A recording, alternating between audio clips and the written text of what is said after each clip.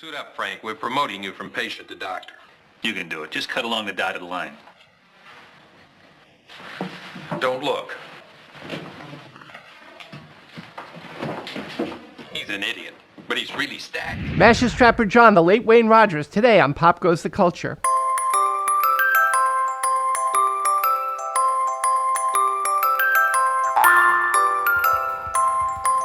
Hi, I'm David Levin, and welcome to another precocious episode of Pop Goes the Culture, and the conclusion of my conversation with Wayne Rogers, TV's Trapper John on MASH, who passed away at the end of 2015. In the last part of this interview, conducted a while back, Rogers shares more of his favorite anecdotes and talks about how he became a Broadway producer. What have we missed, Wayne? Gee, I don't know. I mean, I could sit and tell stories, but I have to, I have to get reminded of what they are. I don't, somebody asked me about that the other day. I don't know. It was apropos of something that somebody else had raised, and it reminded me of some story in some movie I'd done. What happens is, I think, is we arrive at this exalted age. You tend to forget a lot of what was not necessarily important. You remember some of the important stuff, and you do remember the fun times, but you don't remember them on cue. You got to remember them, it's because something reminds you of this, you were in this movie and such happened, or whatever happened. And I think that's kind of how it goes. It's interesting you ask about house calls, though, because I really enjoyed that show. I had a lot of fun doing it. I was very disappointed when they canceled that. It was a good show. Yeah. It was a good show. Daniel Barenbaum, I think he's the conductor of the London Symphony, and he was married to Jacqueline Dupre, the cellist of some import, and she had multiple sclerosis. And this is a play about her relationship with her psychiatrist. And she comes in for these sessions. And Max von Sydow played the psychiatrist, and Annie Bancroft played and she was just Billy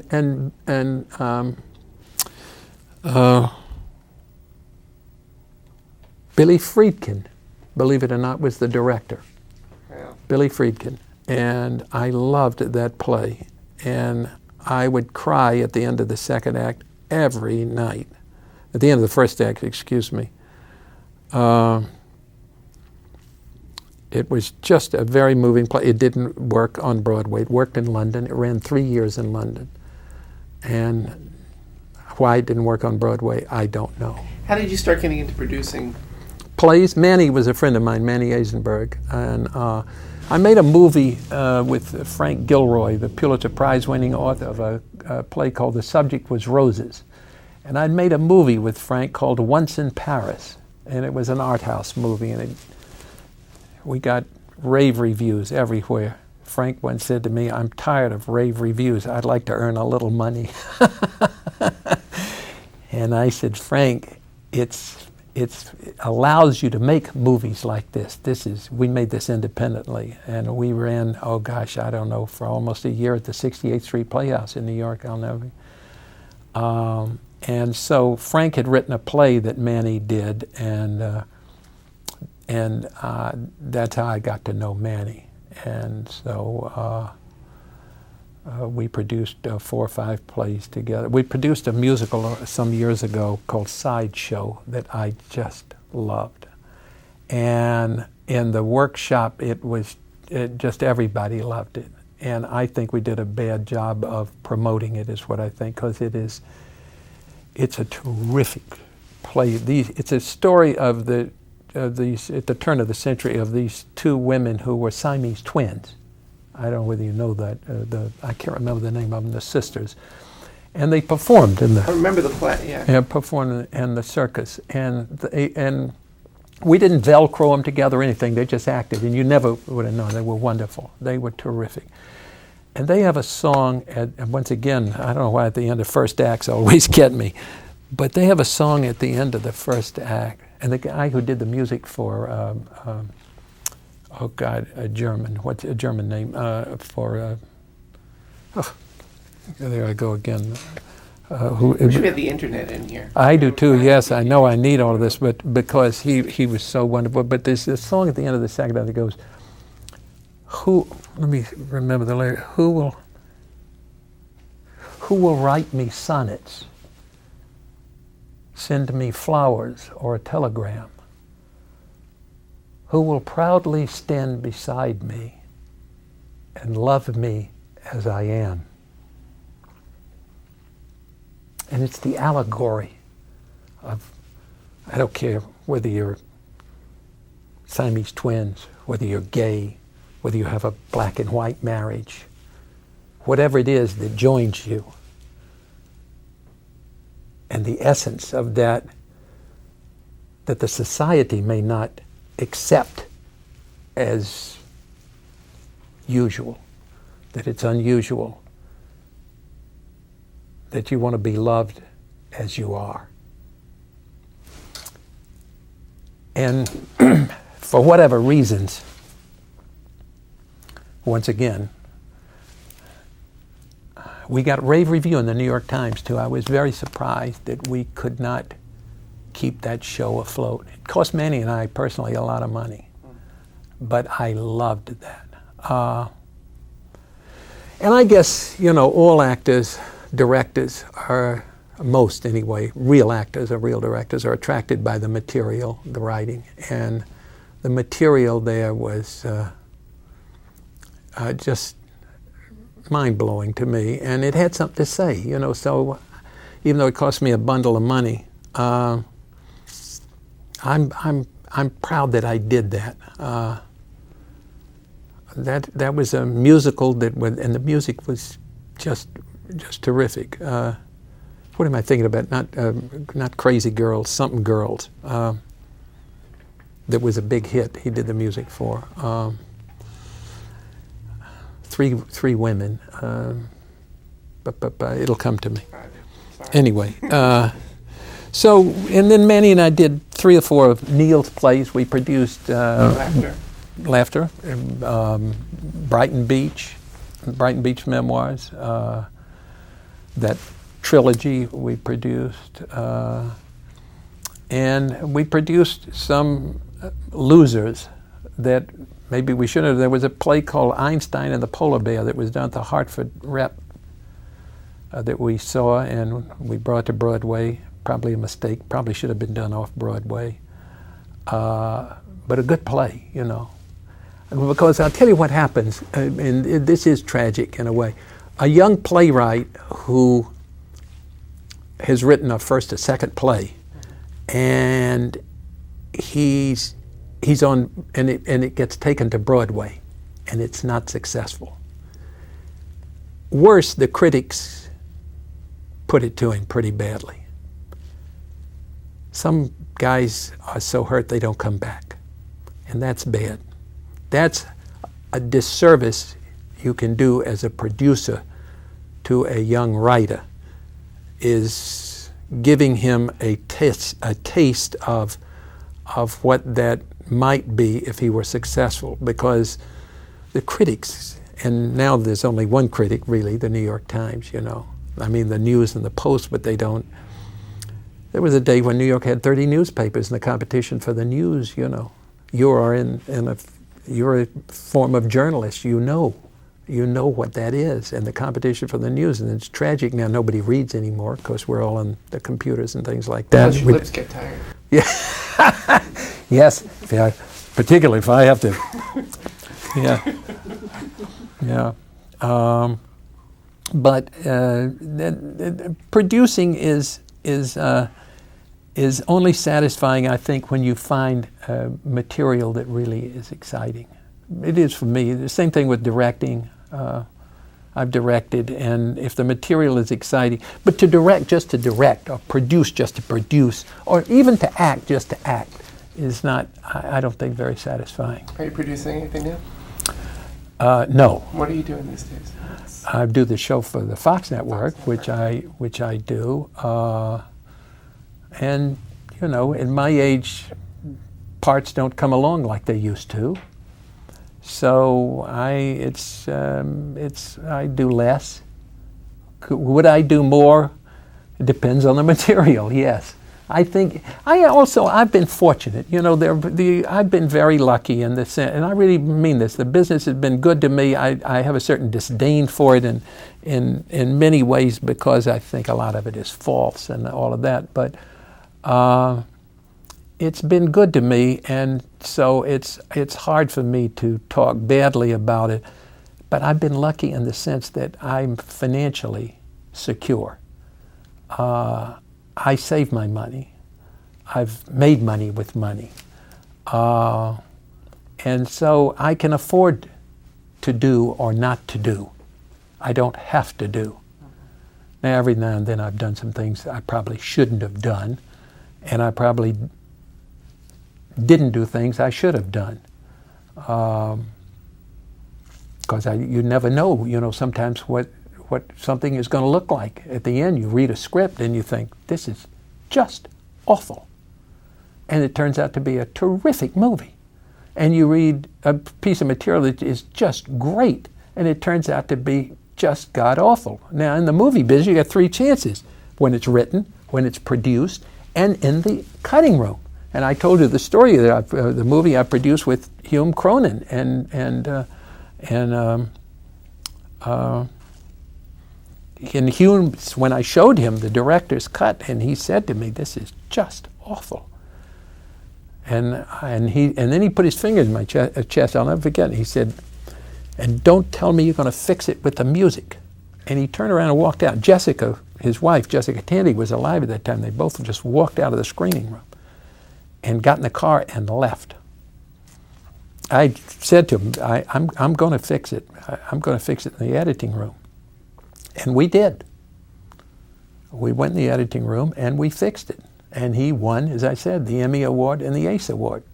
And if you've got enough there, and I'm technically now proficient enough to know what that box that I'm looking in right now can do for you, and what you can do in the editing room, and technically what you can do. You can take a shot of 4 people and skinny down to 1 and make a blow up of that and make a single out of that. If you want to emphasize something, you could do all kinds of things in the editing room, change the entire picture. This interview changes the moment we take a cut of a gun that's you've hidden in your pocket or something, you know, it becomes something else. You know, I'm glad to see you. Yes. So we fixed it in the editing room. And I knew it was there. There was enough there. You just have to, you know, get it right. So the same thing, in producing a movie or directing a movie, then you have much more control over it than you do with a play. Once you do a play, as an actor, the actors have got you. The director's gone, the producers, there's nothing they can do. They're not on stage. Scariest thing in the world. What? For a producer or a director. Well, it may be, but there's nothing he can do about it because he's not. But by the way, it's your face that's up there. As I've said to people, I said, wait a second. Don't tell me because you're not going to be in the theater that night. It's my face that's going to be up there. You're gone. You're doing something else, you know. So don't tell me that we have to do it this way when if it's going to work this way and not work that way just because you want to make a splash or something, you know. And you're at the mercy of the audience, your fellow actors, and runaway pianists. That is correct. That is correct. And sometimes things that happen up in the... I had a girl once, I kept talking about stories. There was a lady I'm playing with. What was the play? Oh, God. Now I can't remember the play. But we had a scene upstage, and she had, speaking of putting people on, this tells you how silly things can get. It's sometimes very unprofessional, she was. But she had one eye. She could look, her downstage eye was open, and this eye she had closed. And she had written in an eyebrow pencil on the top of her lid. She had written, I can't say it because it's a dirty word, but she had written this word right across her eye. And halfway through the scene, she goes like this to me. And there I am looking at this word, and I start to laugh. And then she starts to laugh, and we can't possibly finish the scene, you know. But actors do crazy things. Do you ever do anything crazy to someone else? I'm not deliberately like that. I've done things. Yes, to in a scene, not knowing I was going to do it. I mean, I've done things that I didn't know I was going to do it. They just happened. I mean, you start a scene, and actually, I kind of think that's good in a sense that you don't know where it's going, and you're responding to what the other actor is doing and what might happen. And so sometimes you do things that you don't think you're going to do. And it sends the scene in another direction. And I think that's what makes performances come alive sometimes, that all of a sudden you're off on a different tangent, you know. And if you don't know what you're going to do, God knows you can't be predictable. So that's good. And that happens a lot. Did you and Alan ever break each other up? Oh, yes. In fact, interesting you should say that. We determined very early on that we knew we were telling jokes. Now, somebody said to me, you rehearse a joke. After a while, you're not going to say. I said, no, absolutely wrong. Exactly the opposite. If you know people who tell jokes in real life, they get better telling the joke. They've told the joke once to somebody here, somebody over here, somebody. By the fifth or sixth time, they are terrific at telling the joke because they know all of the nuances of the joke and they know where the laughs are and where they're supposed to be. So Alan and I would rehearse the jokes. And people would say, and I would say to him, if I don't make you laugh, you can't laugh. And if you don't make me laugh, I won't laugh, you know. And we would force each other, not force, but it made us really good at telling the joke. And every now and then, you'd know before we got to the joke, because we would start laughing, you know, because you couldn't. You'd know, uh-oh, here comes this joke, you know. Speaking of that, it reminds me of years ago, Warren Oates. Do you remember Warren Oates, the actor? Warren Oates. Okay, Warren Oates and I are playing two dog heavies in a Western, and Steve McQueen, the late Steve McQueen. Warren's no longer with us either. Steve is coming down a street on the horse. And Warren and I are at the OK Corral, quote, at the other end of this Western street. And the director says, I've got a camera on Steve, I got a camera on Wayne, on you and Warren here, and then I got another long lens down here at the end. So he said, now, I want you, when I say action, I want you to count to about 5, because the horse is going to start down, come down in the street. I want to get the horse in the frame. And then I want you to look out. And look, and I'll see you, and then pull back. And then Warren was kind of stand behind me. He said, Warren, look out over where Wayne is pulled back, and then you pull back. Okay, fine. Everybody ready? Camera 1, 2, 3. Yeah, everybody ready. Okay. Go. Action. Steve, and the tumbleweed blows, you know, and you tick, tick, tick, tick, tick, tick, and the scene is, you know, Steve turns the horse into the street. And I count 1, 3, 4, 5, and I lean out. And I start back. Warren, over my shoulder, whispers, don't you feel stupid as shit at your age playing cowboys and Indians? Well, of course, I start laughing. I can't control myself. He's laughing. Then Steve says, what the hell's going on? And we tell Steve what went on, and Steve starts to laugh. We had to end up shooting the scene. The whole set is broken up. The director is broken up. We had to shoot it in pieces after that. We had to shoot Warren and me once. I had to shoot Steve separately. He said, I can't. Funny stuff. Another one time at Warren, I never will forget. We were in Arizona on location as a Western, and I'm the hero, and I've killed, I don't know, 100 Indians are out, and a couple of bad guys too. And the camera, that's the end of the show, and the camera, I'm behind a rock, and I've been just shooting guys right and left like this. And the camera starts on this body and pulls back over my shoulder.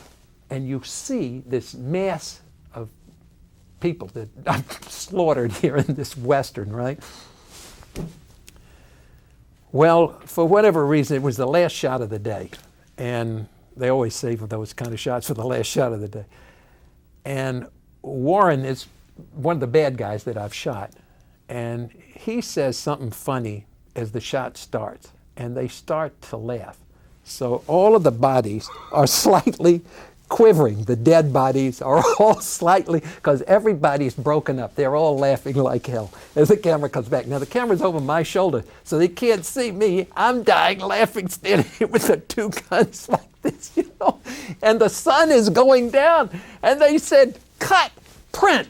I said, you can't print that. All of the dead bodies were jiggling all over this. They said, nobody will ever see it. By God, they were right. You know, I saw it on the screen. You couldn't tell. You couldn't see that the bodies were all slightly quivering. Oh, crazy things. You remind me. See, I can sit here and tell those stories if you remind me of certain things that happen on movies. Oh, I'll never forget that. I said to the director, you can't print that. He said, we're printing it. We have no more light. We're going home. And by God, it looked all right. It's amazing. I did a picture once where we had a roof. You know, studios like this, you see big high roof, you know, so they can hang lights and all that. We were on location and it was a dance hall and it was an 8-foot roof. I said, a dance hall with that? We can't, who picked this location? This is crazy. It was a director from New York, good guy too, I can't remember. He said, everybody on your knees. I said, what? Everybody on your knees. He lit it from the floor. And everybody got on their knees and we pretended to dance like we were dancing. You know, it looked terrific. You could not tell the difference. I mean, you know, it was a slow thing, so you're just kind of rocking around. God damn, I was so surprised when I saw it in the theater. I said, that looks good. He said, I told you it would look fine. But it's amazing. He improvised that from that. You know, it's amazing what movies you can do. Once you have some understanding of what that box can do for you, it's amazing. Yeah. It's been fun. Thank you. That's it for now. I'm David Levin. You can follow Pop Goes the Culture on Twitter at PopGoCulture, Facebook, or email me at popgoestheculturetv@gmail.com. And please don't forget to subscribe. I'm here with a new interview every Monday. Thanks for watching. Thanks for sharing. And we'll see you next time.